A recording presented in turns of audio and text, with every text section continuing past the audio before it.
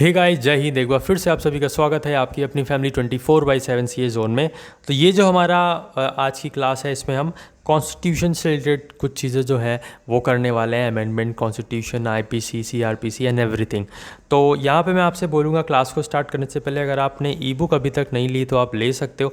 Description box में link है, मात्र 60 रुपीज़ की है और इसमें आपको इतनी चीज़ें मिल जाएंगी 60 रुपीज़ में जितनी आप 200, 500 की बुक भी खरीद लोगे ना, उसमें भी नहीं मिलेगी।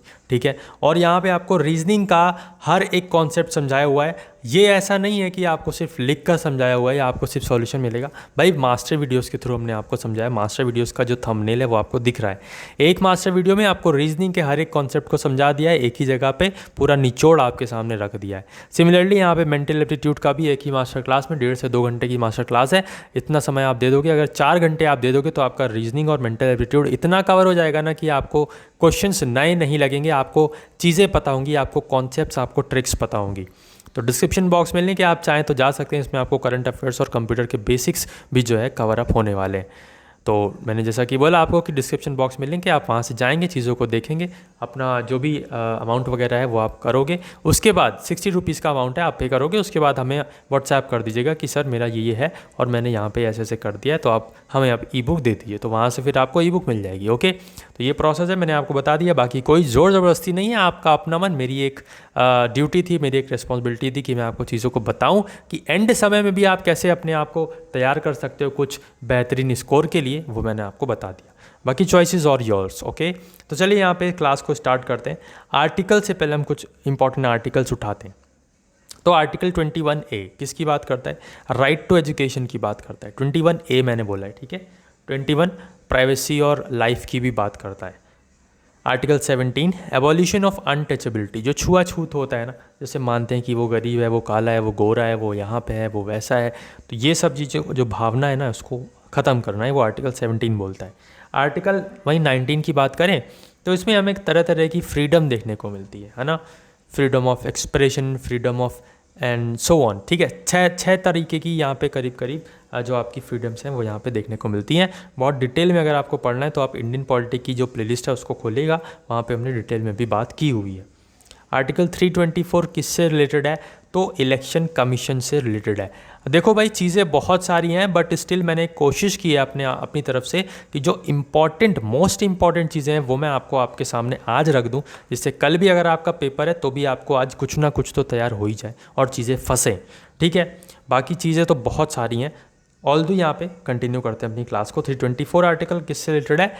इलेक्शन कमीशन से। फाइनेंस कमीशन आर्टिकल 280 से रिलेटेड है, याद रखना है आपको। वहीं अगर हम सोल ऑफ इंडियन कॉन्स्टिट्यूशन की बात करें, अब इसमें देखिए कन्फ्यूजन बनता है। क्वेश्चन में आपके बोलेगा कि soul of Indian constitution Ambedkar ji के अनुसार किसे बोला गया है? तो आर्टिकल 32 को बोला गया है, कॉन्स्टिट्यूशनल रेमेडीज, जिसमें रिट्स वगैरह भी हैं। ठीक है, और अभी एक और पार्ट इसका बनता है कि सोल ऑफ इंडियन कॉन्स्टिट्यूशन अगर नॉर्मल क्वेश्चन आए तो आपका वहाँ पे प्रीएम्बल आंसर होगा। ओके, लेकिन जब अंबेडकर जी का नाम इंक्लूड होगा तब आपका आर्टिकल 32 होगा। ठीक है, तो ये डिफरेंस है, आपको याद रखना है। आर्टिकल 40 की बात करें, विलेज पंचायत, यहाँ पे इससे रिलेटेड है, याद रखना है आपको। 2 क्वेश्चन मैं आपको होमवर्क के लिए दे रहा हूँ। इंडियन कॉन्स्टिट्यूशन का एडॉप्ट कब हुआ, ठीक है, और इम्प्लीमेंट कब हुआ? 2 अलग अलग डेट हैं। एडॉप्ट की कब हमने अपनाया, कब साइन, ठीक है, कब अपनाया वो, और यहाँ पे या कब साइन किया वो, ठीक है। और दूसरा जो क्वेश्चन है वो ये कि आपका कब इम्प्लीमेंट हुआ। तो ये 2 अलग अलग चीज़ें हैं, इनकी डेट्स आपको कमेंट बॉक्स में कमेंट करके बतानी है। मोस्ट इंपॉर्टेंट क्वेश्चन है, ठीक है। मैं इसमें इस पेपर में इंक्लूड करना भूल गया, टू बी वेरी ट्रू, वरना मैं ज़रूर रख देता। ठीक है, तो आपको मैं होमवर्क दे रहा हूँ, इसलिए कमेंट बॉक्स में सभी को बताना है। ठीक है, सभी मत भी बताएं, कोई नहीं, कोई दिक्कत नहीं है भाई, आपका पेपर है, इतना तो आपको करना ही पड़ेगा। देख जरूर लेना, ठीक है, गूगल करके जैसा भी मन आए, लेकिन देख जरूर लेना। 2 चीज़ें हैं, एडॉप्ट और साइन एक ही तरीके का होगा, और दूसरा जो डेट है वह है आपकी इम्प्लीमेंट की। ठीक है, तो ये 2 डेट्स आपको देख लेनी है। 42nd अमेंडमेंट कब हुआ? 1976 में। 44th अमेंडमेंट कब हुआ? 1978 में। मिनी कॉन्स्टिट्यूशन बोला जाता है किसको? 42nd अमेंडमेंट को। और यहाँ पे मैं आपसे बोलूँगा कि भाई अभी जल्दी हमने BA LLB के लिए भी आपको एक मॉडल पेपर करवाया था, ठीक है, UG वालों के लिए, तो वो वाला मॉडल पेपर भी आप ज़रूर देख लें, वहाँ से भी आपको बहुत सारी चीज़ें मिल जाएंगी। और डिटेल में कुछ, ठीक है। और भी क्वेश्चंस मिल जाएंगे तो वाला भी आप ज़रूर देख लीजिएगा। मैं आपको टेलीग्राम पर उस BLLB का जो मॉडल पेपर हमने करवाया था वो वापस से रीसेंड कर दूंगा, ठीक है। तो देख ज़रूर लेना भाई, मेरा काम है सजेशन देना, बाकी करना ना करना तो आपका काम है, क्योंकि एडमिशन आपको चाहिए, राइट। तो यहाँ पे हम बात करें प्रियम्बल की। अब देखिए बताया मैंने कि soul of Indian constitution preamble को भी बोला जाता है, बट अगर अंबेडकर जी का नाम सामने आएगा तो आपको क्या लगाना है, आर्टिकल 32, ठीक है। आगे बढ़ते हैं, फंडामेंटल राइट्स आर्टिकल 12 से 35 तक में ये मेंशन है। और ऑस्ट्रेलिया से हमने प्रियम्बल की लैंग्वेज ली है, ठीक है। प्रियम्बल का जो लैंग्वेज है ना वो हमने कहाँ से लिया है, ऑस्ट्रेलिया से, ठीक है। याद रखना है, इंपॉर्टेंट है। चेयरमैन ऑफ ड्राफ्टिंग कमिटी कौन था, अंबेडकर जी थे। टोटल मेंबर्स कितने थे कॉन्स्टिट्यूएंट असेंबली में, स्टार्टिंग में तो 389 मेंबर्स थे टोटल। एडॉक कमिटी जो नेशनल फ्लैग पे बनी थी उसके चेयरपर्सन कौन थे, ad hoc committee on national flag the chairperson was Rajendra Prasad ji, नाम याद रखना है। टोटल आर्टिकल्स कितने हैं सर, 395 हैं। टोटल पार्ट्स कितने हैं सर, 22 पार्ट्स हैं इंडियन कॉन्स्टिट्यूशन के। फंडामेंटल राइट्स कितनी है तो 6 हैं, और फंडामेंटल ड्यूटीज़ कितनी है तो 11 है। सिमिलरली यहाँ पे शेड्यूल्स कितने हैं तो 12 शेड्यूल्स हैं, नाम ये सब चीज़ें आपको नंबर्स हैं याद रखना है। DPSP टेकन फ्रॉम, तो आयरलैंड से DPSP को लिया गया है, directive principles of state policy, ठीक है, राज्य के नीति निर्देशक। तो ये आपको याद रखना है, आयरलैंड से लिया गया है। अमेंडमेंट का कॉन्सेप्ट कहाँ से लिया गया है, साउथ अफ्रीका से लिया गया है। और बाई कैमरल लेजिस्लेचर, ठीक है, द्विसदनीय विधानसभा, ये कॉन्सेप्ट कहाँ से लिया गया है, ये लिए गया है आपके ब्रिटेन से, यूके से, ठीक है। और फंडामेंटल राइट्स के कॉन्सेप्ट की बात करें तो USA से लिया गया है। फंडामेंटल ड्यूटीज़ का कॉन्सेप्ट रशिया से लिया गया है। इमरजेंसी का कॉन्सेप्ट जर्मनी से लिया गया है। तो ये सब कुछ इंपॉर्टेंट है, आपको याद रखना है। और रूल ऑफ लॉ ब्रिटेन से लिया गया है। नेक्स्ट हम बात करें, जनगण मन शुड बी संग इन, तो 52 सेकेंड्स में गाया जाता है हमारा, ठीक है, नेशनल एंथम आपको याद रखना है। नेशनल एंथम है ये, ठीक है, national song is different and national anthem is different, तो ये भी आपको डिफरेंस पता होना चाहिए। साइमन कमीशन कब आया तो 1927 में आया, ठीक है। और हम बात करें CJI, प्रेजेंट में चीफ जस्टिस ऑफ इंडिया कौन है, जस्टिस उदय ललित, है ना। और गवर्नर ऑर्डिनेंस की बात करें तो आर्टिकल 213 से आता है। सिमिलरली अगर हम प्रेसिडेंट ऑर्डिनेंस की बात करें तो आर्टिकल 123 से आता है। इमरजेंसी में आर्टिकल 20 और 21 जो है वो सस्पेंड नहीं होते हैं, ठीक है। ऐसे कौन से आर्टिकल्स हैं कि जो इमरजेंसी में भी सस्पेंड नहीं होते, तो that articles are article 20 and 21, okay. Last viceroy of India तो माउंट बेटन थे, lord Mountbatten. Mountbatten plan कब आया तो 1947 इंडियन इंडिपेंडेंस एक्ट के तहत जो है माउंट बेटन प्लान को लाया गया। इसी को हम इंडियन इंडिपेंडेंस एक्ट भी बोलते हैं 1947 का। ICJ international court of justice का हेडक्वार्टर कहाँ पे है तो हैग नीदरलैंड में है। और अगर हम बात करें high court chief justice of Allahabad तो अभी हाल फिलहाल में जो है राजेश बिंदल जी का नाम याद रखना है आपको। जज की जो टर्म होती है कितने साल तक तो 62 ईयर्स यहाँ पे होता है, 62 years of age, okay. First high court in India की बात करें कहाँ स्टार्ट हुआ तो कोलकाता, मुंबई और चेन्नई में। वहीं अगर हम 2 star on dress of police की बात करें तो अगर 2 स्टार है तो क्या कहलाएगा, वो कहलाएगा सब इंस्पेक्टर। 1 स्टार है तो क्या कहलाएगा, हेड कांस्टेबल। 3 स्टार है तो क्या कहलाएगा, इंस्पेक्टर, ठीक है। और बाकी बहुत सारी चीज़ें भी रहती हैं, अशोका और फिर वो नाइफ्स और तलवार वगैरह, है ना। आगे बढ़ते हैं। IPC केम इन 1860 में आई।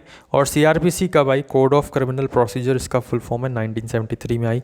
RTI एक्ट 2005 में आया। जल्लीकट्टू अभी हमने बात की, तमिलनाडु का ये इंपॉर्टेंट फेस्टिवल है, ठीक है।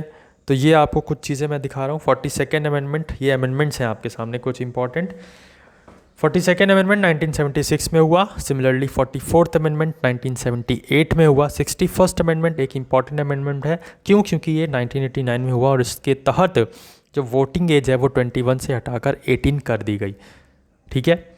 103rd अमेंडमेंट जो है इसमें 10% EWS इकोनॉमिकली वीकर सेक्शन को 10% का जो रिजर्वेशन मिलता है ना वो 103rd अमेंडमेंट से ही मिलता है।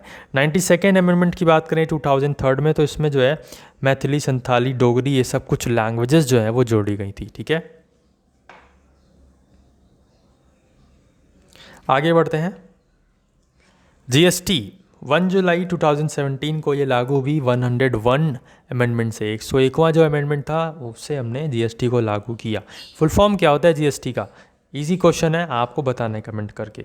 एट प्रेजेंट सुप्रीम कोर्ट जजेस, तो प्रेजेंट में अगर हम सुप्रीम कोर्ट की जजेस की देखें कि वो कैपेसिटी क्या है, तो 33+1 का यहाँ पे कॉन्सेप्ट है।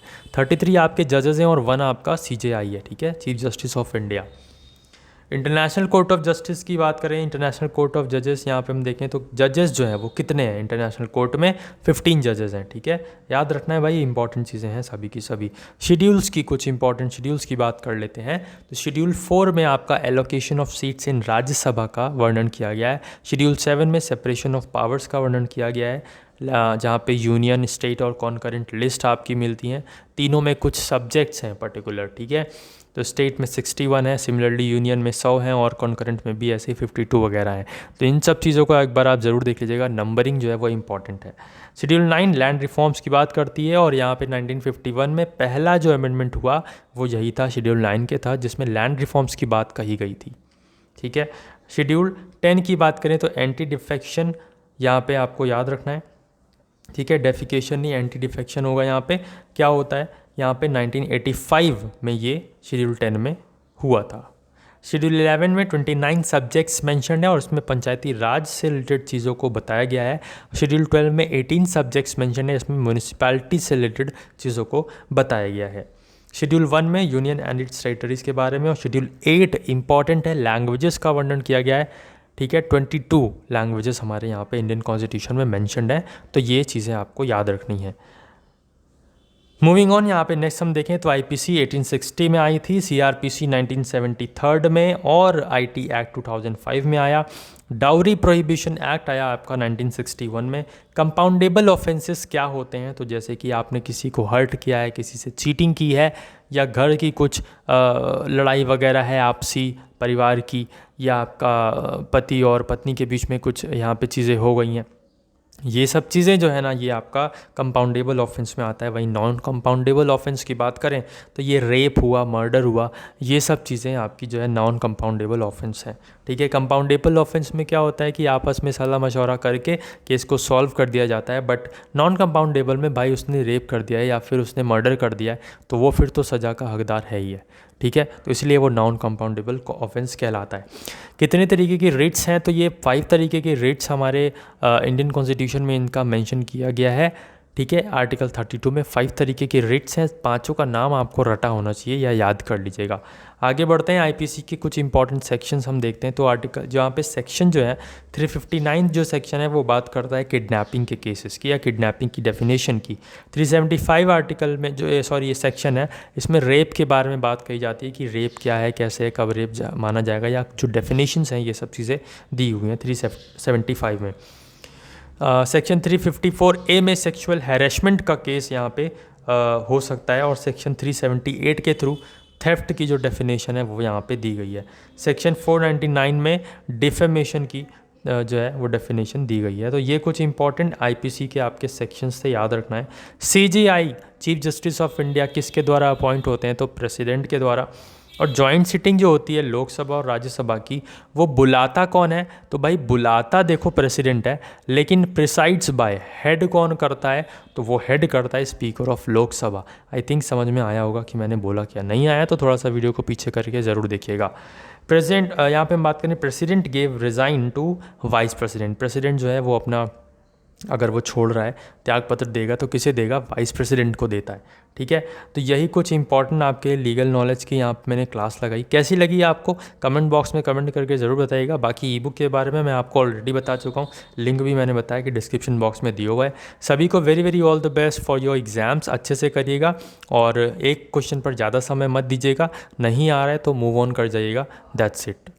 All the very best to all of you. अपना ख्याल रखिए, अपने घर वालों का ख्याल रखिए। और हाँ, एक बात और कि कल आप जैसे ही एग्ज़ाम देकर आएँ हमें तुरंत व्हाट्सएप पर जो भी आपको क्वेश्चंस याद रहें, हमारी क्लासेस का रिव्यू और जो क्वेश्चंस याद रहें, दोनों चीज़ हमें ज़रूर शेयर करें।